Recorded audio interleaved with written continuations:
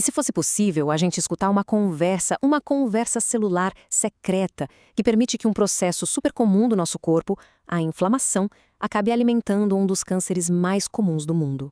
Pois é, essa é exatamente a pergunta que a gente vai explorar hoje, mergulhando fundo nas evidências científicas que conectam a inflamação crônica e o estresse oxidativo ao desenvolvimento do câncer coloretal. Olá! Hoje nossa jornada pelo caminho do conhecimento vai ser fascinante. Juntos a gente vai decodificar os mecanismos que podem transformar uma simples resposta de defesa do corpo em um terreno fértil para a doença. Vamos lá? Bom, o nosso roteiro é o seguinte. Primeiro, vamos entender o tamanho do problema. Depois, vamos ver como a ciência constrói essas evidências para a gente poder confiar nelas. Aí sim, a gente mergulha no mecanismo celular, identifica os atores moleculares principais e, para fechar, olhamos para o futuro, para as possíveis aplicações clínicas. Ok, vamos começar colocando tudo em perspectiva, entendendo a real magnitude do câncer coloretal como um desafio global de saúde. E os números, olha, eles são realmente impactantes.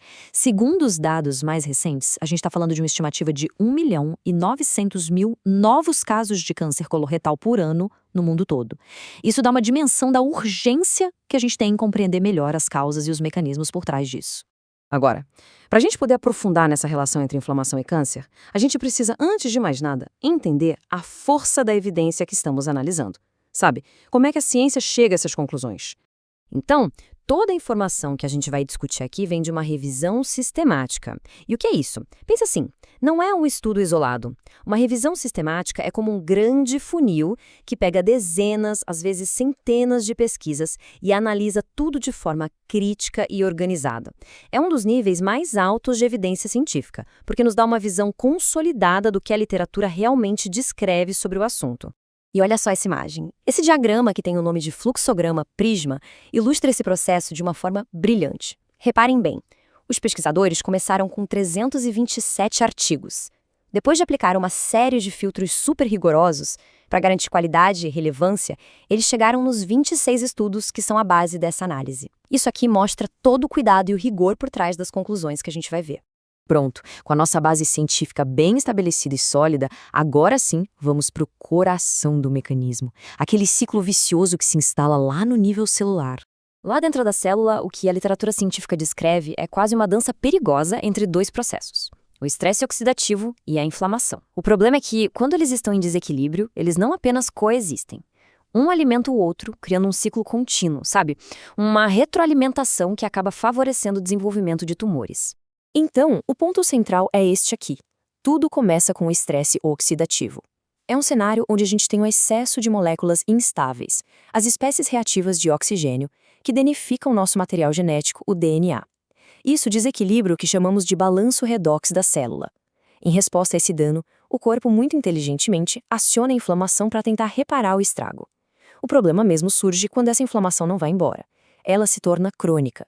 E aí, ela mesma passa a produzir mais estresse oxidativo, fechando um ciclo que vai danificando continuamente as células e aumentando muito a chance de mutações que podem, infelizmente, levar ao câncer. Agora que a gente já entendeu o ciclo, vamos conhecer os mensageiros. Quem são as vias de sinalização molecular que estão ali orquestrando todo esse processo? A primeira via-chave que a gente precisa conhecer é a NF-κB. Dá pra gente imaginar ela como se fosse o general de um exército inflamatório. O estresse oxidativo dá ordem e o NF-κB entra em ação. Ele liga os genes que não só continuam a inflamação, mas também ajudam as células do tumor a sobreviver, a se multiplicar e até a resistir aos tratamentos. Agora, essa via aqui, a NRF2, é especialmente interessante pela sua dualidade. É uma faca de dois gumes. Num cenário saudável, normal, ela é a nossa heroína, sabe? Ativa todas as nossas defesas antioxidantes. Só que no contexto de um câncer já estabelecido, essa mesmíssima via se torna uma aliada do tumor. A sua ativação constante acaba protegendo as células cancerígenas, tornando-as mais fortes e resistentes às terapias. É um exemplo clássico de como o contexto biológico muda completamente a função de uma molécula. E para fechar o trio, temos a via STAT3. Ela funciona como um elo crítico nessa corrente. Quando as citocinas inflamatórias, como a interleucina 6, estão circulando em excesso, elas ativam a STAT3. E ela, por sua vez, aciona um conjunto de genes que mandam as células tumorais se proliferarem, sobreviverem e, o que é crucial, se esconderem do nosso sistema imunológico. Entender essas 3 vias é um divisor de águas, porque elas são alvos moleculares concretos para futuras pesquisas. E, claro, compreender esses mecanismos todos não é só um exercício acadêmico, né? Esse conhecimento todo se traduz em potenciais aplicações clínicas, como o desenvolvimento de biomarcadores e novas terapias. A literatura científica descreve que os danos desse ciclo vicioso deixam rastros no corpo, que a gente consegue medir. O 8-OHDG, por exemplo, ele indica um dano direto no DNA. Já o MDA e os F2-isoprostano sinalizam danos nas gorduras das nossas células. E marcadores mais conhecidos, como a proteína C reativa, a L6 e o TNF-alfa, medem o nível de inflamação no corpo todo. O que os estudos mostram é que níveis elevados desses marcadores costumam estar associados a estágios mais avançados da doença e a um prognóstico menos favorável.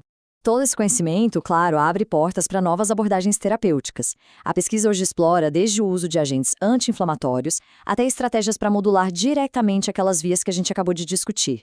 Além disso, modelos experimentais já indicam que combinar terapias que alteram o ambiente redox com a imunoterapia ou até mesmo modular a nossa microbiota intestinal podem ser caminhos bem promissores no futuro. Mas é fundamental a gente manter a perspectiva científica. Como os próprios autores do artigo concluem, e aqui eu cito: embora vários biomarcadores e intervenções direcionadas ao sistema redox demonstrem potencial translacional, uma validação clínica robusta ainda é necessária antes da implementação rotineira. O que isso quer dizer? Que apesar de serem muito promissoras, essas estratégias ainda estão em fase de investigação.